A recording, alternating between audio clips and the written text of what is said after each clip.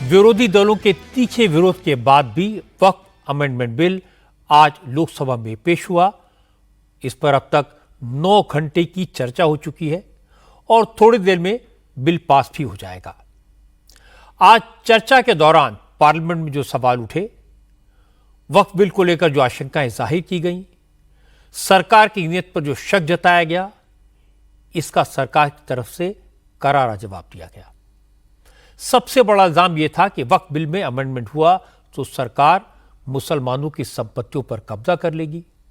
कानून बदला तो मस्जिदों, ईदगाहों, कब्रिस्तानों को मुसलमानों से छीन लिया जाएगा।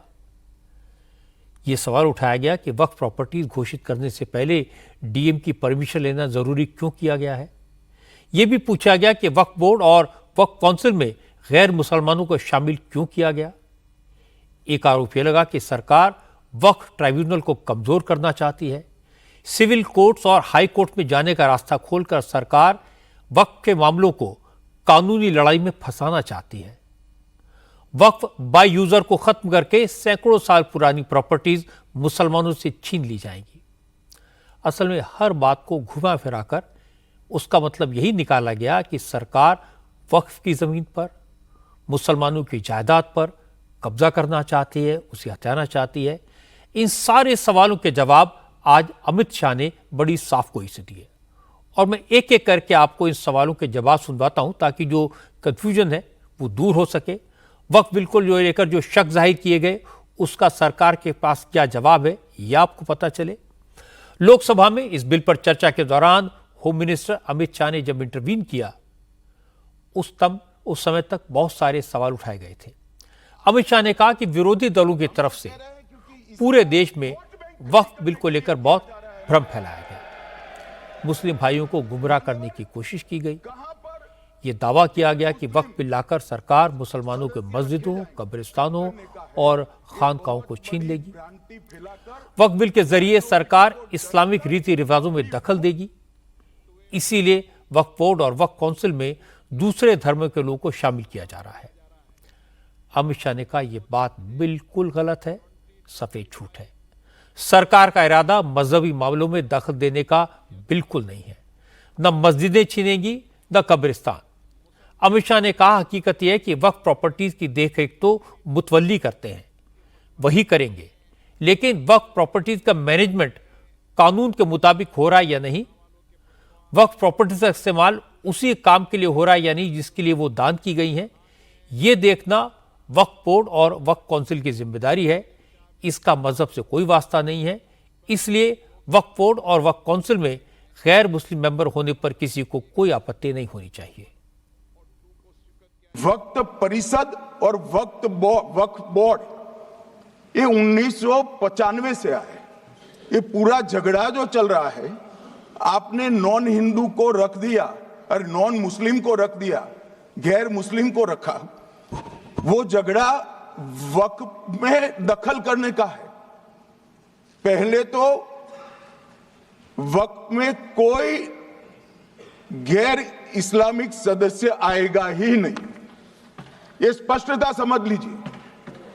ना मुतवल्ली गैर इस्लामिक होगा, ना वाकिफ गैर इस्लामी होगा। मान्यवर, वहां कोई प्रोविजन नहीं है।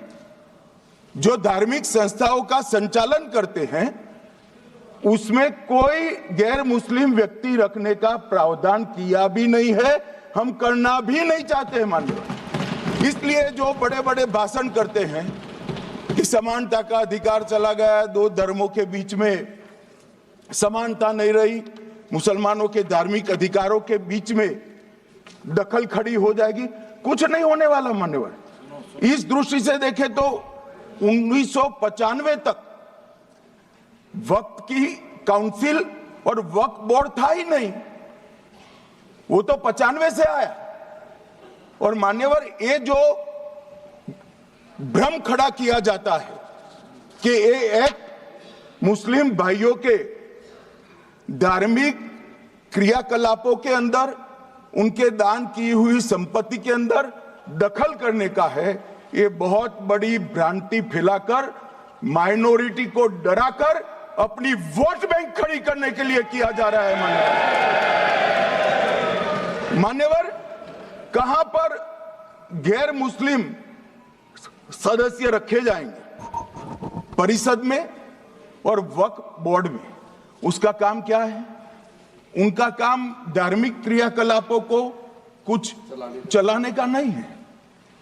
वो शुद्ध रूप से वक्फ का जो कानून, दान के लिए किसी ने दी हुई संपत्ति, उसका एडमिनिस्ट्रेशन अच्छे से चल रहा है नहीं चल रहा है, कानून के हिसाब से चल रहा है नहीं चल रहा है, या तो दान जिस चीज के लिए दिया गया, इस्लाम धर्म के लिए दिया गया, गरीबों के भोजन के लिए दिया गया, गरीबों के उद्धार के लिए, वो उद्देश्य के लिए इसका उपयोग हो रहा है नहीं हो रहा है, इसका नियमन करने का काम मैं उसको स्पष्ट करना चाहता हूं। मान्यवर, वक्फ जो है वो हमारे यहां ट्रस्ट एक्ट है, इसमें ट्रस्ट है। तो ट्रस्ट के अंदर जो ट्रस्ट को बनाते हैं वो ट्रस्टी होते हैं और एक मैनेजिंग ट्रस्टी होते हैं। वक्फ में वाकिफ होता है, वक्फ होता है और मुतवल्ली होता है। ये सारे इस्लाम के अनुयायी हैं। अरे भाई, आप कह रहे हो, हम तो कह रहे हैं क्योंकि इसका वक्फ शब्द ही इस्लाम से आया है, इसलिए हम कह रहे हैं कि वक्फ वो ही कर सकता है जो इस्लाम का अनुयायी हो। अब आप उसका विरोध कर रहे हो, तो आप तो वक्फ में भी नॉन इस्लामिक आदमी चाहते हो। मान्यवर क्या कह रहे हैं?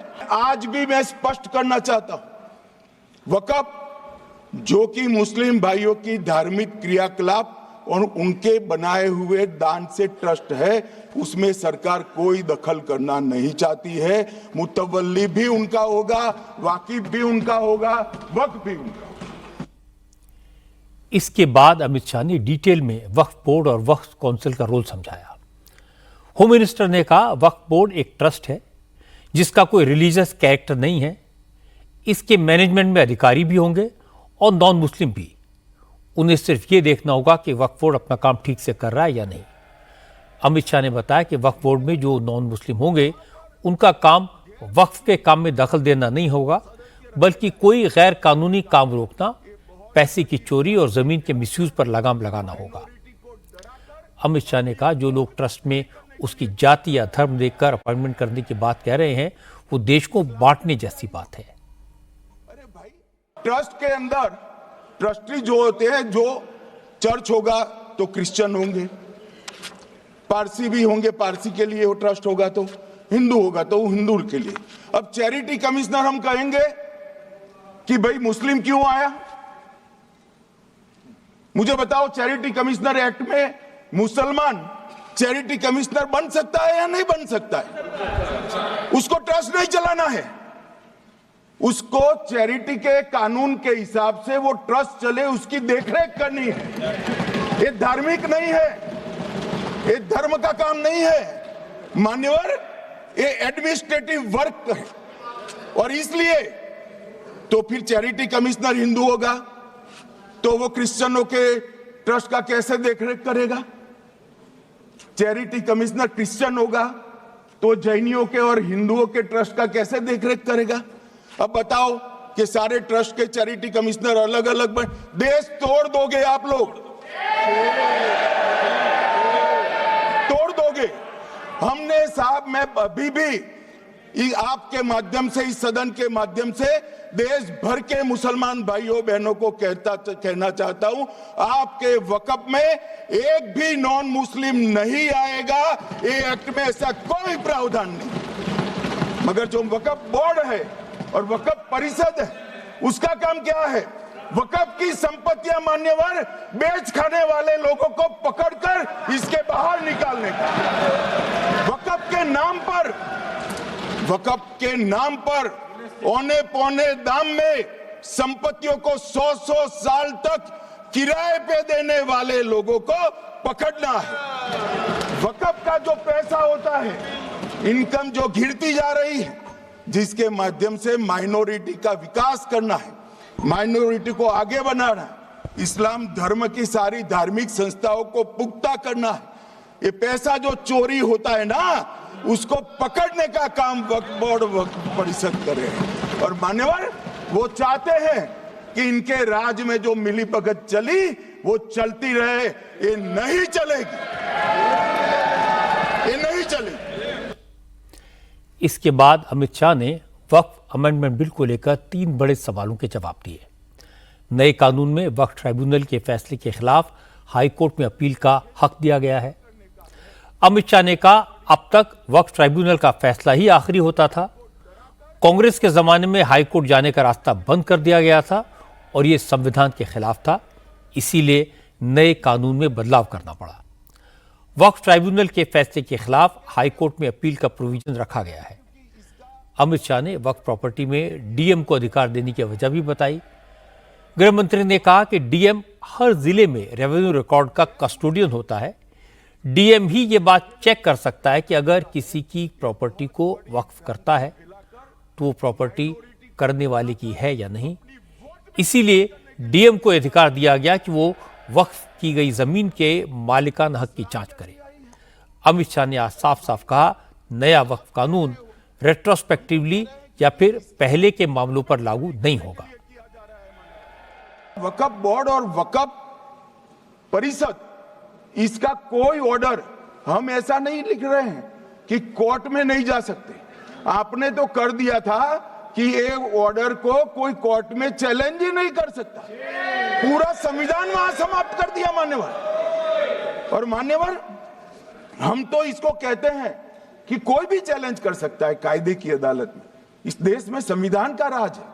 ग्रीवेंसेस जिसका भी हो कोर्ट में जा सकता है। 2013 में जिसकी भूमि हड़पी, इसके ग्रीवेंसेस को भी कोर्ट के फोरम से बाहर करने का पाप एक कांग्रेस पार्टी ने किया। मान्यवर, एक अफवाह और फैला रहे, प्रोस्पेक्टिव इफेक्ट से आ रहा है। मैं स्पष्ट कर देना चाहता हूं, इस सदन में बोलने के वक्त जिम्मेदारी के साथ बोलना चाहिए। अगर ये कानून का पहला पेज और तीसरी तक धाराएं भी पढ़ी होती तो इसमें स्पष्ट लिखा है, ये कानून का अमल जिस दिन पारित होने के बाद भारत सरकार नोटिफिकेशन बाहर निकालेगी उस दिन के बाद होगा। मतलब रिट्रोस्पेक्टिव इफेक्ट नहीं है, मगर मुस्लिम भाइयों को डराया जा रहा है कि रिट्रोस्पेक्टिव इफेक्ट से आएगा। मान्यवर, ये कह रहे कलेक्टर क्यों रखा है? मुझे एक बात बताओ भाई, जो बता सकते हैं। अगर किसी मंदिर के लिए जमीन खरीदनी है तो जमीन की मालिकी किसकी है वो हमारे देश में कौन तय करता है? सबको मालूम है, कलेक्टर करता है सर, रेवेन्यू ऑफिसर वही है। तो अगर वक्फ की भूमि जो वक्फ कर रहा है उसकी है या नहीं है, इसकी जांच कलेक्टर करे तो इसमें आपत्ति क्या है? वक्फ तो दान है भाई, और दान अपनी संपत्ति का किया जा सकता है, किसी और की संपत्ति का नहीं किया जा सकता। गांव में कोई बेचारा अमेरिका गया है 4 महीने पढ़ने के लिए, घूमने के लिए, आता है तो कि वक्फ घोषित हो गया। कोई कारोबार करने के लिए दिल्ली आया, आता है तो कि वक्फ घोषित हो गया। अरे ऐसे नहीं होता भाई, कलेक्टर को पूछना पड़ेगा सरकारी संपत्ति है या नहीं है, इसकी जांच करनी चाहिए या नहीं करनी चाहिए। ढेर सारे मंदिर बनते हैं, बने भी है, बनेंगे भी। ढेर सारे चर्च बने हैं, गुरुद्वारे बने हैं, सरकारी संपत्ति पर बन सकते हैं क्या? नहीं बन सकते मान्यवर। जहां वक्फ की घोषणा होती है वो भूमि सरकारी है या नहीं है वो सत्यापित करना ही चाहिए, और कलेक्टर के अलावे इसको कोई सत्यापित नहीं। विपक्षी दलों का, मुस्लिम संगठनों का एक बड़ा एतराज नए कानून से वक्फ बाय यूजर का क्लॉज हटाने का है। अब तक जो कानून था उसमें वक्फ बाय यूजर की व्यवस्था थी। मतलब अगर किसी जमीन का, किसी प्रॉपर्टी का लंबे समय से मजहबी काम में इस्तेमाल हो रहा है और उसके दस्तावेज नहीं है तो भी वो वक्फी प्रॉपर्टी मानी जाएगी। नए कानून में यह प्रावधान हटा दिया गया है। विरोधी दलों ने इसको लेकर प्रोटेस्ट किया। समाजवादी पार्टी के सांसद इकरा हसन ने बहुत अच्छे तरीके से यह मुद्दा उठाया, समझदारी से बात की। इकरा हसन ने कहा यह कहना गलत है कि वक्फी प्रॉपर्टीज का गलत इस्तेमाल होता है। उन्होंने कहा कि वक्फ के पास ऐसी बहुत सारी प्रॉपर्टीज हैं जो गरीबों का, मजलूमों का सहारा हैं। अब वक्फ बाय यूजर का क्लॉज हटाकर सरकार गरीबों से उनका हक, उनका सहारा छीनना चाहती है। कि अभी ईद की रौनक बुझी भी नहीं थी और हमारी जड़ों पर एक नया फरमान लाया गया। पहले उत्तर प्रदेश में मुसलमानों को नमाज पढ़ने पर रोक लगाई और फिर सौगात में ये बिल लाया गया। निसार में तेरी गलियों पे है वतन, जहाँ चली है रिवाजो गैर कि कोई ना सर उठाकर चल सके। मैं सभापति जी आपको ये बताना चाहती हूँ कि ईद के मौके पर एक विधवा महिला अपनी लड़की के साथ मेरे पास आई और उसने बताया कि वह एक वक्फ की प्रॉपर्टी में रहती है, वही उसके सर पर छत का काम भी करती है और उसकी रोजी रोटी भी वहीं से आती है। वो इस बिल को लेकर इतनी फिक्रमंद थी कि कहीं उससे वो उसकी संपत्ति ना छीन ली जाए।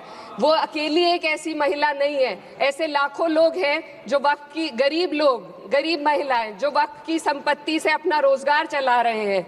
और ये जो वक्फ बाय यूजर क्लॉज के हटाने से लाखों वक्फ की जायदाद अपना स्टेटस खो देंगी और लाखों लोग, इसी तरीके के लोग सड़कों पर आ जाएंगे। वक्फ बाय यूजर सिर्फ वक्फ बोर्ड को ही मिली कोई खास सौगात नहीं है, ये बल्कि सभी अन्य धार्मिक ट्रस्टों को परंपरा और यूज के आधार पर बिना किसी डॉक्यूमेंटेशन के धार्मिक चरित्र को डिक्लेयर करने का राइट मिला हुआ है। इस बिल के कानून बनने पर वक्फ बोर्ड तो इस प्रोविजन से हाथ धो बैठेगा, लेकिन अन्य धार्मिक ट्रस्टों को यह सुविधा जारी रहेगी। लिमिटेशन एक्ट में 12 साल तक ही किसी के खिलाफ अदालत में जाने का प्रोविजन है। सेक्शन 107 में बोर्ड को लिमिटेशन एक्ट से राहत मिली हुई थी। वक्फ बोर्ड कभी भी अवैध कब्जाधारियों के खिलाफ अदालत जा सकता था। अगर ये सेक्शन ना हो तो अवैध कब्जा करने वाले लोग कानूनी प्रक्रिया का फायदा उठाकर वक्फ की प्रॉपर्टी को हड़प सकते हैं। अन्य धार्मिक ट्रस्ट भी अन्य धार्मिक ट्रस्टों पर भी ये लिमिटेशन एक्ट लागू नहीं होती, तो फिर वक्फ बोर्ड के साथ ये सौतेला रवैया क्यों किया जा रहा है? इस बिल के द्वारा मीठी ईद के जायके को कड़वा करना यही असली सौगात मोदी था। अमित शाह ने इन बातों को भी एक्सप्लेन किया। अपनी स्पीच में उन्होंने कहा, जो प्रॉपर्टी वक्फ में पहले से रजिस्टर है, जिस पर कोई विवाद नहीं है, उसके लिए वक्फ बाय यूजर की जरूरत ही नहीं है। अमित शाह ने कहा, अगर कोई मस्जिद, इमामबाड़ा, ईदगाह या फिर कब्रिस्तान बरसों से इस्तेमाल हो रहा है तो उसको वक्फ के तौर पर रजिस्टर कराने की जरूरत नहीं है। इसीलिए नए कानून से वक्फ बाय यूजर का क्लॉज हटा दिया गया। मान्यवर, एक उपयोग के आधार पर वक्फ की समाप्ति। मान्यवर, एक कह रहे हैं कि सैकड़ों सालों से वहां प्रैक्टिस है। अब वो तो वक्फ रजिस्टर हो गया, आपने घोषित कर दिया, वक्फ में रजिस्टर भी हो गया, अब इसका सवाल नहीं है। मगर सैकड़ों साल की प्रैक्टिस, मुगलों के समय की प्रैक्टिस आज घोषित की जा सकती है क्या? अगर वहां नमाज पढ़ रहे हैं तो लोग देखते होंगे, कब्रिस्तान होगा लोग देखते होंगे, दरगाह होगी तो लोग देखते होंगे, और घोषित भी हो चुका होगा, रजिस्टर भी हो चुका होगा। अब अगर आप वक्फ घोषित करना है तो उसको ऐसे नहीं कर सकते मान्यवर, अधिकृत करना चाहिए। मान्यवर, जो दूसरा सुधार लेकर आए किरण जी, वो ही है कि धारा 36 में वक्फ संपत्तियों को बिना किसी स्पष्ट प्रक्रिया से, मालिकी की प्रक्रिया से पंजीकृत नहीं किया जा सकता। मान्यवर, अपील का प्रावधान वर्तमान में अधिनियम में ट्रिब्यूनल के निर्णय के खिलाफ अपील करने का कोई प्रावधान नहीं है। ये दृष्टिभ्रम खड़ा कर रहे थे गोगाई जी कि हाईकोर्ट में जा सकते। हाईकोर्ट में सिविल सूट नहीं जा सकता, रीट के अधिकारों का उपयोग कर हाईकोर्ट में जा सकते हैं। सिविल सूट में ज्यादा प्रोटेक्शन मिलता है मूल मालिक को। आपने सिविल सूट को खत्म कर दिया था। रीट के जुडिक्शन बहुत सीमित है, हम सब जानते हैं कि ये सीमित कर दिया गया था, आप भी जानते हो, मगर आपको वोट बैंक चाहिए। मान्यवर, ये हमारा स्पष्ट सिद्धांत है भारतीय जनता पार्टी की, मोदी सरकार का, कि वोट बैंक के लिए हम कोई कानून नहीं लाए। अमित शाह ने कांग्रेस और वामपंथी दलों समेत विरोधी दलों के उन बयानों की याद भी दिलाई जिसमें इन नेताओं ने वक्फ प्रॉपर्टीज में गोलमाल के इल्जाम लगाए थे। अमित शाह ने लालू यादव के उस बयान का जिक्र किया जिसमें लालू यादव ने वक्फ कानून में संशोधन की मांग की थी। अमित शाह ने याद दिलाया, लालू यादव ने कहा था कि वक्फ की संपत्तियों पर अवैध कब्जे को रोकने के लिए वक्फ बिल में बदलाव की जरूरत है। अमित शाह ने कहा कि कांग्रेस ने तो लालू की डिमांड पूरी नहीं की, लेकिन मोदी सरकार लालू की इच्छा पूरी कर रही है।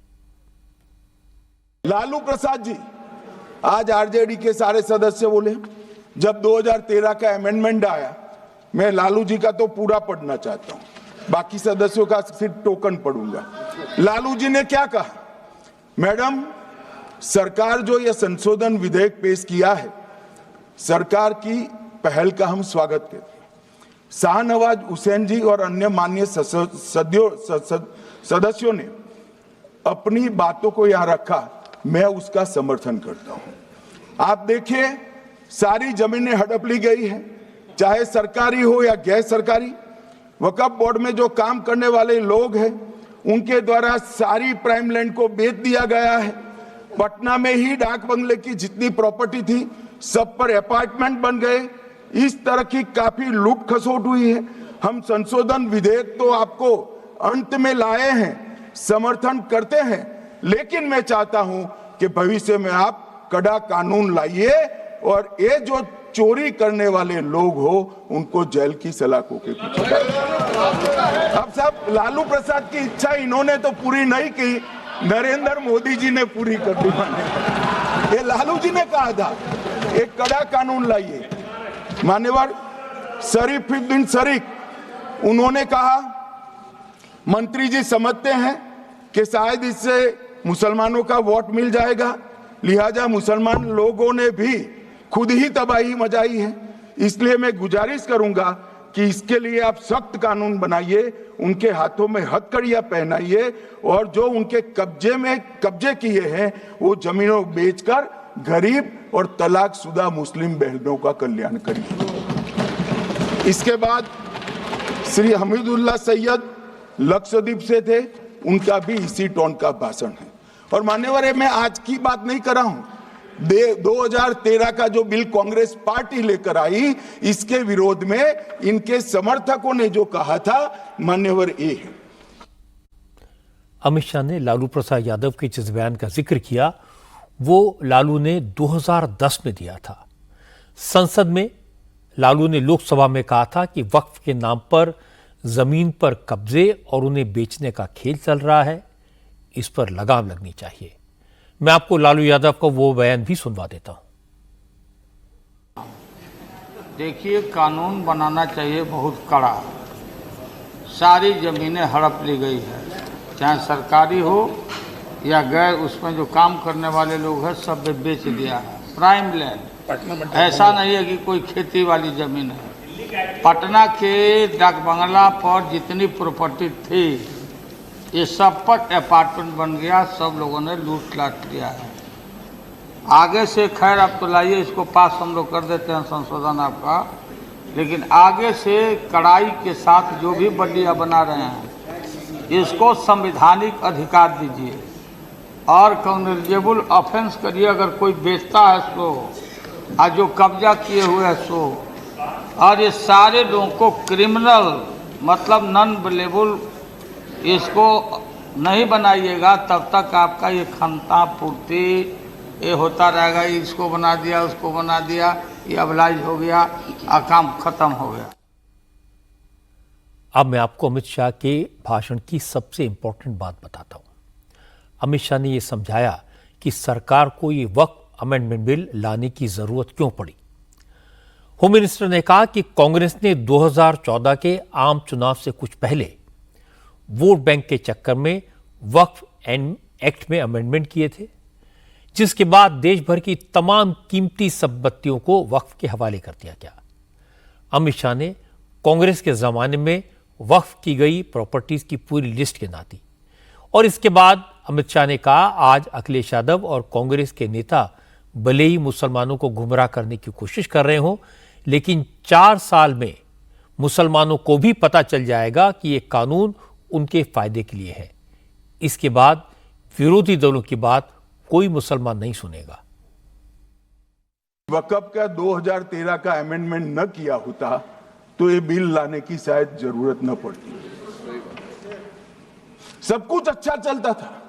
14 में चुनाव आने वाला था, 13 में रातों रात तुष्टीकरण करने के लिए वक्फ कानून को एक्सट्रीम बना दिया गया। और मान्यवर, इसके कारण क्या हुआ?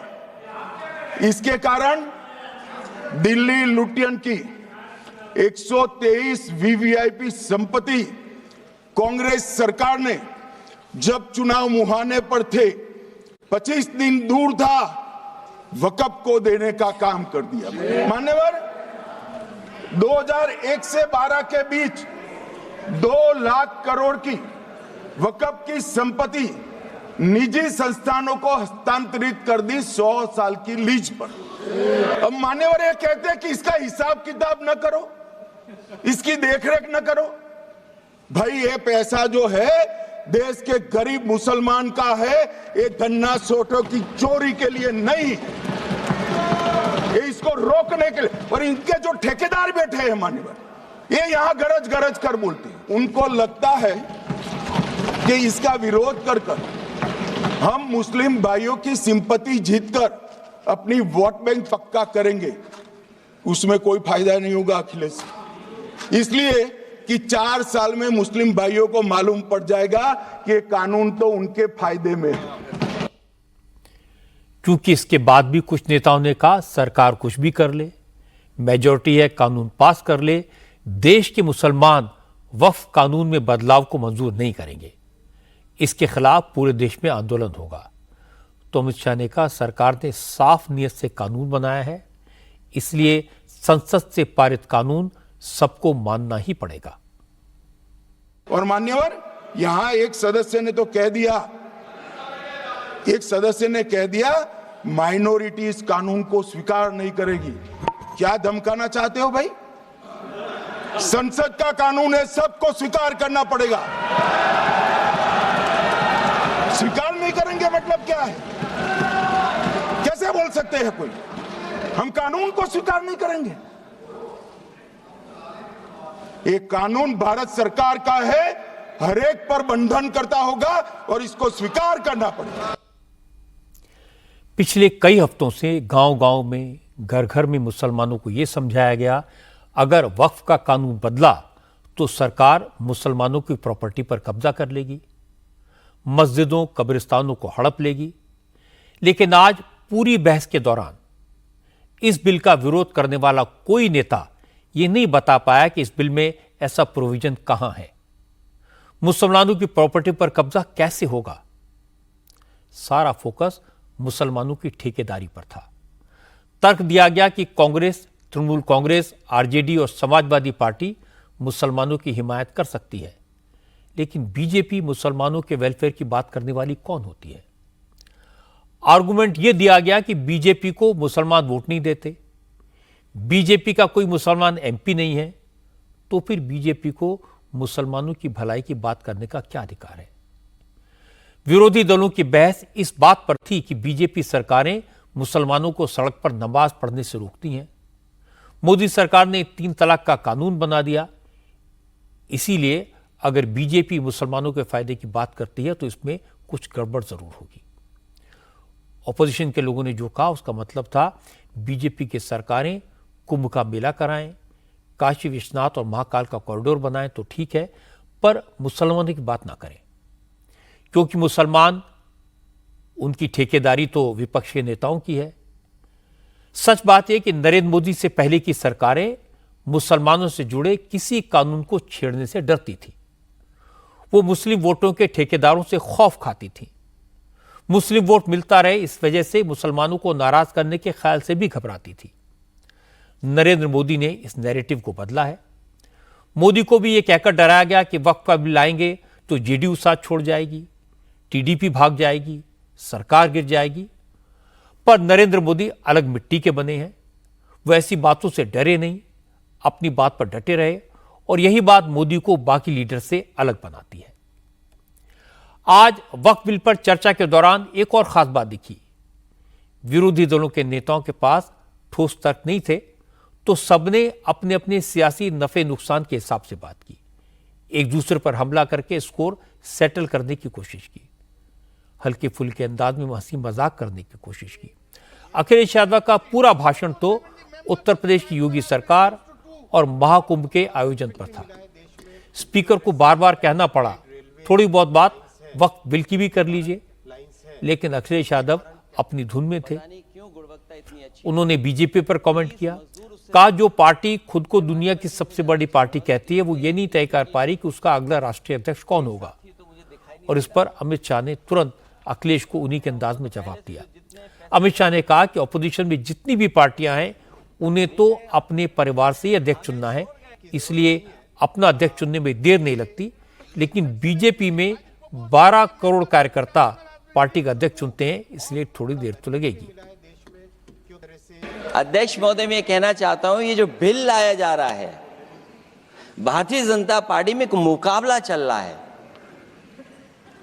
भारतीय जनता पार्टी के अंदर मुकाबला चल रहा है कि खराब हिंदू कौन बड़ा है। और ये बात अध्यक्ष महोदय मैं ऐसे ही नहीं कह रहा हूं। जो पार्टी ये कहती हो कि दुनिया की सबसे बड़ी पार्टी है, अध्यक्ष महोदय वो अपना राष्ट्रीय अध्यक्ष नहीं चुन पाए अभी तक।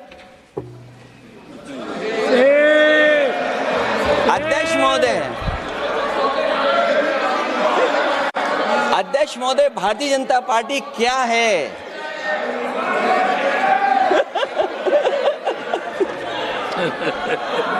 जी, मैं अखिलेश जी ने बहुत हंसते हंसते कहा है, इसको हंसते हंसते जवाब देना।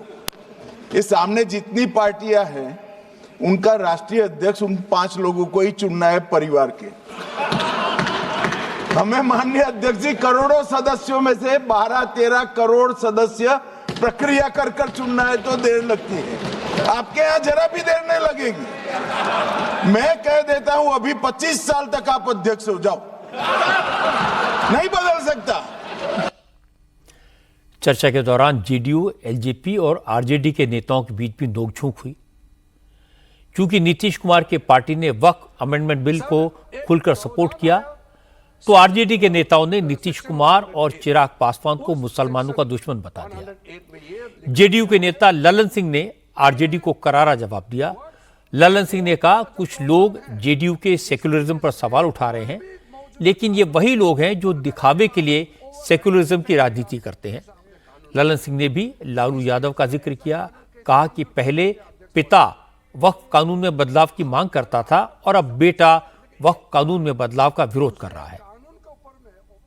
कल हम देखे अखबार में एक बयान छपा हुआ है कि जेडीयू सेकुलर पार्टी है, उसको देखना है। अरे जेडीयू को और नीतीश कुमार को आपके सेकुलरिज्म के सर्टिफिकेट की आवश्यकता नहीं है, उसकी आवश्यकता नहीं है। आपको हम एक बात बता देते हैं, सेकुलरिज्म की आपकी परिभाषा है समाज को वोट के लिए बांटो, भावना की राजनीति करो और वोट लेके देश पर राज करो और राज करो। यह आपका सेकुलरिज्म का परिभाषा है। अभी सेकुलरिज्म के इनके सहयोगी हैं, जिनके आजकल वेणुगोपाल जी जिस पार्टी जो है जिसकी पिछलग्गू बनी हुई है, आज उनका भी वायरल हो रहा है। इसी लोकसभा में उनका दिया हुआ भाषण वायरल हो रहा है, जिन्होंने कहा है कि पूरे डाक बंगला चौक को पटना के वक्फ वालों ने कब्जा करके रख लिया है। सख्त कानून बनना चाहिए और उन लोगों को विदा करना चाहिए। तो यही तो आपका है, यही आपका है, वायरल है। जरा बाहर निकल के वेणुगोपाल जी देख लीजिए, नहीं हो तो बोलिएगा, हम भेज देंगे, मेरे पास भी है। ललन सिंह लालू यादव के जिस बयान का जिक्र कर रहे थे, अभी थोड़ी देर पहले मैंने आपको सुनवाया था। आरजेडी के सांसद लालू की पार्टी के सुधाकर सिंह बोले, उनके पास इस बात का कोई जवाब नहीं था, लेकिन सुधाकर सिंह ने कहा बीजेपी मुसलमानों की संपत्ति पर कब्जा करना चाहती है और नीतीश कुमार इस काम में बीजेपी को सपोर्ट कर रहे हैं, इसलिए मुसलमान नीतीश कुमार को माफ नहीं करेंगे। सुधाकर सिंह ने कहा बीजेपी के लोग महिलाओं को लेकर बड़ी बड़ी बातें करते हैं, वक्फ की कमेटी में महिलाओं और पिछड़ों को जगह देने की बात कर रहे हैं, लेकिन ये लोग उस वक्त कहां थे जब राम मंदिर का ट्रस्ट बना और उसमें महिलाओं और पिछड़ों को आरक्षण नहीं दिया गया। भाजपा के सांसद रविशंकर सिन्हा के द्वारा कहा गया कि वक्त की जो कमेटियां बनेंगी उसमें महिलाओं के लिए भी आरक्षण होगा, पिछड़ों के लिए भी आरक्षण होगा। लेकिन मैं जानना चाहता हूं इसी सदन के माध्यम से, राम मंदिर के ट्रस्ट का जब निर्माण हो रहा था उस समय महिलाओं को आरक्षण क्यों नहीं दिया गया, उसमें पिछड़ों को आरक्षण क्यों नहीं दिया गया? एक ऐसा सवाल है जो बहुसंख्यक समाज जब अपने लिए कानून बनाता है तो उसके नियम अलग बना दिए जाते हैं, और अल्पसंख्यकों के हिसाब से जब कानून बनाते हैं तो उसके लिए अलग नियम बना दिए जाते हैं। क्योंकि बिहार में चुनाव होने वाले हैं, बिहार के सारे नेता सुपर एक्टिव थे। चिराग पासवान की पार्टी के सांसद अरुण भारती ने लालू और तेजस्वी पर निशाना साधा। अरुण भारती ने कहा कि आरजेडी के नेता सिर्फ वोट के चक्कर में मुसलमानों को बहकाने की कोशिश कर रहे हैं, लेकिन वो कामयाब नहीं होंगे।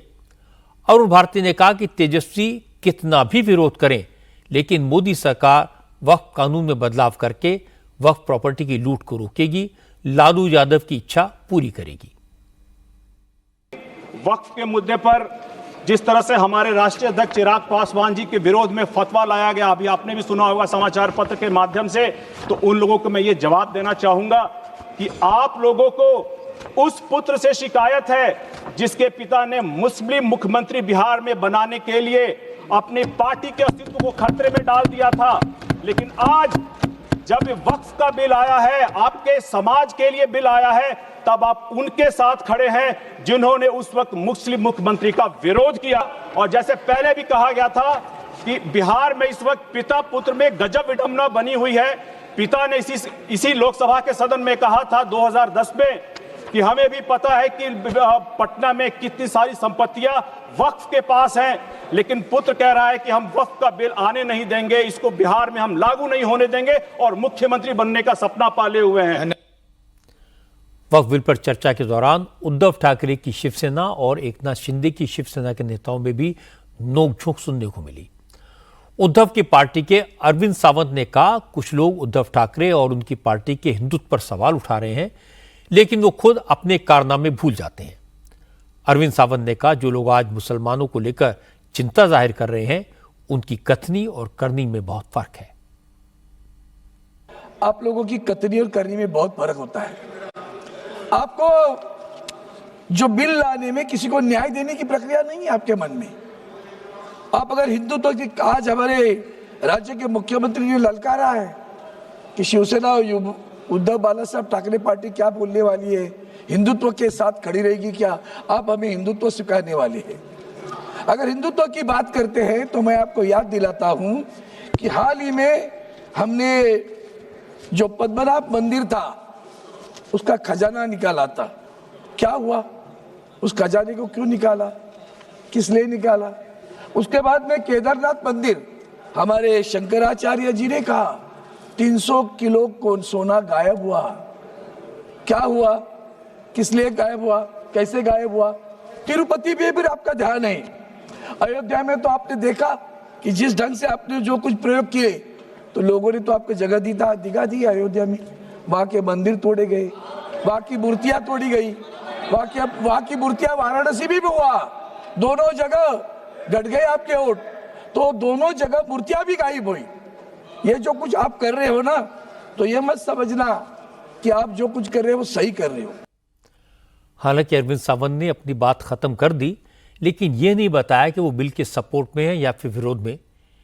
तो किरण रिजिजू ने उन्हें टोका।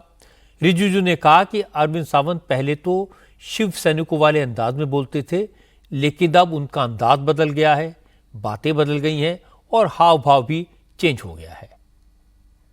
अरविंद सावंत जी बैठते बैठते समर्थन किया कि नहीं किया वो बोला नहीं है, इसलिए मैं आप बिल को समर्थन करते कि नहीं करते आपने क्लियर नहीं किया।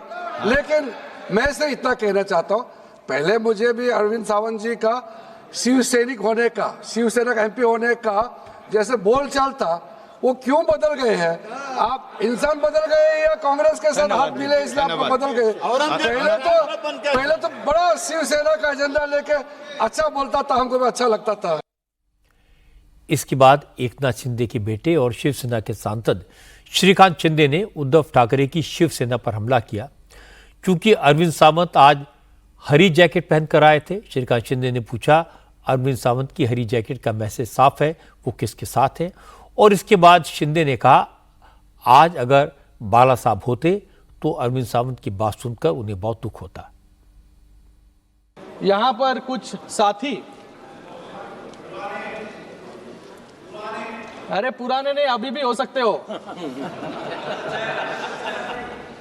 उनको तो पहला प्रश्न मुझे पूछना है कि आज हरी जैकेट जो है बुधवार के लिए पहनी है या आज वक्त के लिए खास करके अरविंद सावंत जी ड्रेसअप करके आए थे। यहां पर मुझे उनका भाषण सुनते वक्त बहुत वेदना हुई, बहुत ही शॉकिंग था कि अरे वक्त पे ही बोल रहा हूँ बाबा, इधर देखिए, इधर सामने, मुझे इनसे आपसे बात कर रहा हूँ सर, हमसे सामने देखिए, इनसे मुझे यूबीटी वालों से प्रश्न पूछना है। अपनी अंतरात्मा से इनको प्रश्न पूछना चाहिए कि बाला साहब आज होते तो ये क्या आज ये भाषण कर पाते यहाँ पर? आज इस सदन में एक बात साफ हो गई, ये यूबीटी वाले किसकी विचारधारा को मान रहे हैं और ये बिल का विरोध कर रहे हैं। इनके पास एक सुनहरा अवसर था अपनी गलतियों को सुधारने का, अपने इतिहास को संभालने का और विचारधारा को जिंदा रखने का, जिसके लिए कभी बाला साहब ठाकरे जी ने आंदोलन किया था। लेकिन अफसोस यूबीटी वालों ने उस विचारधारा को तो पहले ही बुलडोजर के तले जो है चुरोड़ मुरोड़ दिया है।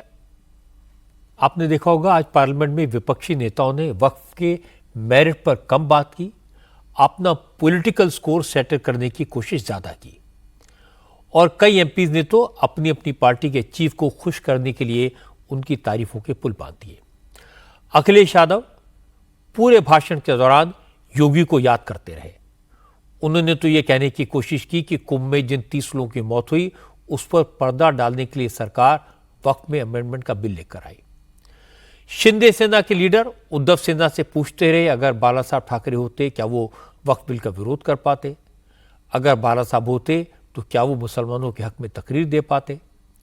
बिहार के ललन सिंह यही साबित करने में लगे रहे कि नीतीश कुमार ने मुसलमानों के लिए क्या क्या काम किए और तृणमूल कांग्रेस के नेता यही बताने में बिजी थे कि मुसलमानों की सबसे बड़ी हिमायती ममता बनर्जी है।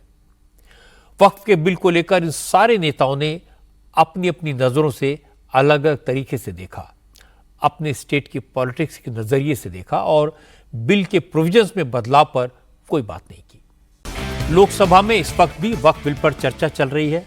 अब से थोड़ी देर पहले बीजेपी के नेता निशिकांत दुबे ने करारी स्पीच दी। उन्होंने उदाहरण देकर बताया कि कैसे वक्फ की प्रॉपर्टी पर कब्जा कर लिया और उसे होटलों को और प्राइवेट बिजनेस के लिए अलग अलग जगह बेच दिया गया।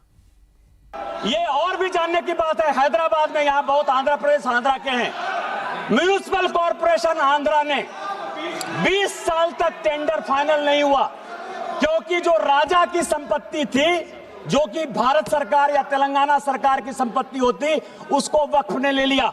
यह सुप्रीम कोर्ट का आदेश है। सुप्रीम कोर्ट ने यह कहा कि 50,000 की प्रॉपर्टी, कम से कम 1500 एकड़ जमीन हैदराबाद शहर में जबरदस्ती वक्फ ने ले ली है। क्या इसी तरह का कानून आप लागू करना चाहते हो? मैं अंत में यही कहूंगा कि चाहे एनिमी प्रॉपर्टी हो, चाहे इवैक्यू प्रॉपर्टी हो, वो भारत सरकार की प्रॉपर्टी है और आप ये वक्फ के नाम पर नफरत फैलाने की कोशिश करते हो।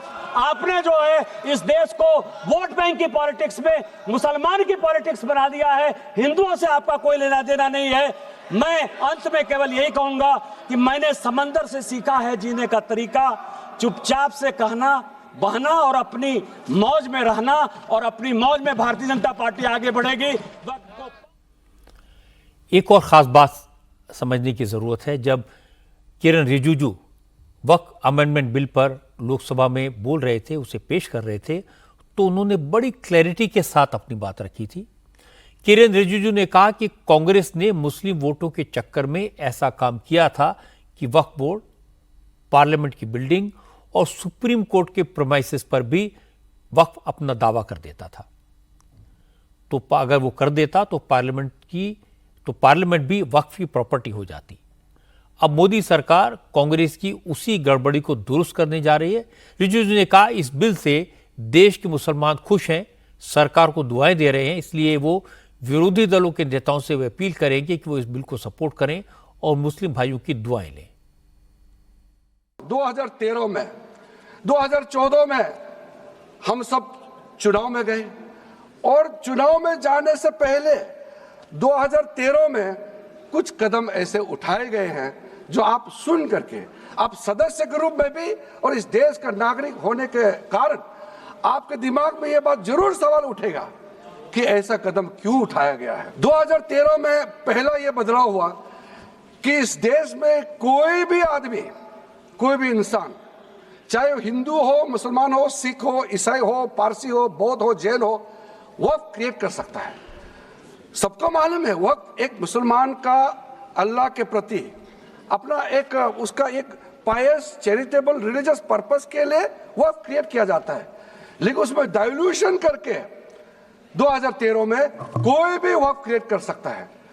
बोर्ड का जो प्रावधान है इस देश में कोई भी मौजूदा कानून के ऊपर में रहेगा, ओवरराइडिंग इफेक्ट रहेगा, ऐसा आपने कानून बनाया है। इस देश में ऐसा कानून कैसे मंजूर कर सकते हैं अध्यक्ष महोदय जी? 2013 में वक्फ पे यूजर जो आपने प्रावधान डाला, उसके बाद 1970 से एक केस चल रहा था दिल्ली के अंदर में। दिल्ली के अंदर में हमारा सीजीओ कॉम्प्लेक्स है, पार्लियामेंट बिल्डिंग है, कई प्रॉपर्टीज है और इसको वक्फ बोर्ड, दिल्ली वक्फ बोर्ड ने क्लेम किया कि ये वक्फ प्रॉपर्टीज है। उसके बाद ये केस चल रहा था अदालत में। उस समय यूपीए सरकार ने पूरा सारा जमीन को डी नोटिफाई करके वक्फ बोर्ड को दे दिया। 123 प्रॉपर्टी। अगर आज हम ये संशोधन लेके नहीं आते तो जिस सदन में हम बैठे हैं, ये पार्लियामेंट बिल्डिंग, इसको भी क्लेम किया जा रहा था। किसी भी तरीके से वक्फ बोर्ड वक्फ प्रॉपर्टी को मैनेज नहीं करता है। वक्फ बोर्ड वक्फ प्रॉपर्टी मैनेजमेंट में हस्तक्षेप नहीं करता है। अब साफ साफ सुन लीजिए, करोड़ों करोड़ों गरीब मुसलमान पहले दुआ देने वाला है। दुआ में अकेला क्यों लो, ये दुआ आप भी लेना चाहिए। वक्फ बिल पर करीब 10 घंटे की चर्चा हो चुकी है। थोड़ी देर के बाद वोटिंग होगी, वक्फ बिल पास हो जाएगा। लेकिन कुछ मुस्लिम संगठनों ने ऐलान किया कि कानून बन जाने के बावजूद वो इसे नहीं मानेंगे, वक्फ एक्ट के खिलाफ देश भर में आंदोलन करेंगे। पार्लियामेंट में, लोकसभा में वक्फ बिल पर बहस जारी है। इसी दौरान Muslim personal law board, all India Ulema council, Jamaat Ulema Hind जैसे तमाम संगठन इस बिल की खुलकर मुखालफत कर रहे हैं। वो इस बिल के खिलाफ आंदोलन का ऐलान कर रहे हैं।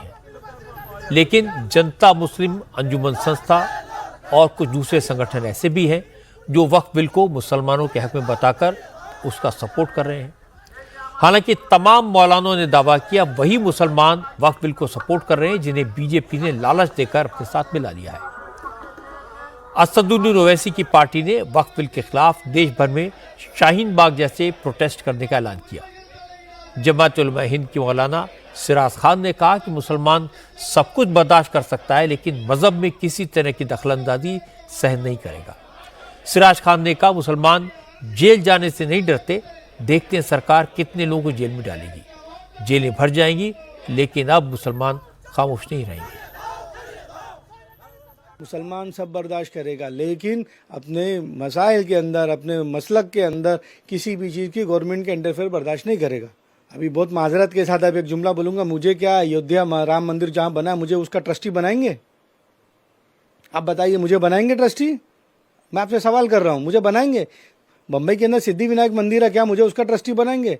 बड़े बड़े मंदिर हैं, क्या मुझे वहाँ का ट्रस्टी बनाएंगे? मैं ये बोल रहा हूँ, हिंदुस्तान के अंदर सारे सेक्ट के लोग रहते हैं, उसमें किसी की आस्था के साथ मत खेलिए। आप एक चीज़ ध्यान में रखो, हमारे आबा व अजदाद का एक ही कहना है कि हमने जेलों को आबाद किया है। हम आज भी जेल जाने से डरते नहीं हैं। हमारे किसी भी मोमेंट में अगर गवर्नमेंट मदाखलत करेगी, हमारे किसी शरई मामले में गवर्नमेंट मदाखलत करेगी, हम जेलों को आबाद करेंगे, हम रस्तों पर उतरेंगे, हम वो सारा काम करेंगे जो हमारी आज़ादी की लड़ाई के लिए हमने लड़ी है। हम उसके विरोध के लिए सड़कों पर उतरेंगे, धरना भी देंगे और हमने एक शाहीन बाग बम्बई के अंदर भी किया है, दिल्ली में भी हुआ है। तो बिल्कुल उसी तर्ज पर हम जगह जगह पर अपने धरना प्रदर्शन का काम करेंगे।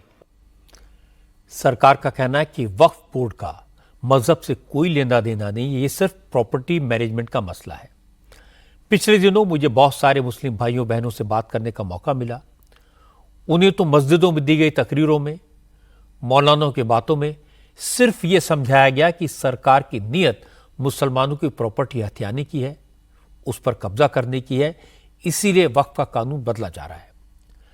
ज्यादातर लोगों के पास कानून को पढ़ने की, समझने की, एनालाइज करने की फुर्सत नहीं है, इसलिए वो मौलानाओं मौलवी की बातों पर आसानी से यकीन भी कर लेते हैं।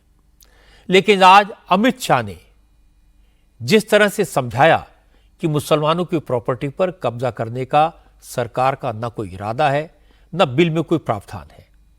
अमित शाह ने एग्जाम्पल देकर बताया कि वक्फ ने किस किस जगह सरकारी प्रॉपर्टी पर कब्जा किया, और यह भी बताया कि वक्फ की महंगी प्रॉपर्टी को किस तरह औने पौने दामों में होटलों को और दूसरे प्राइवेट लोगों को बेचा जाता है।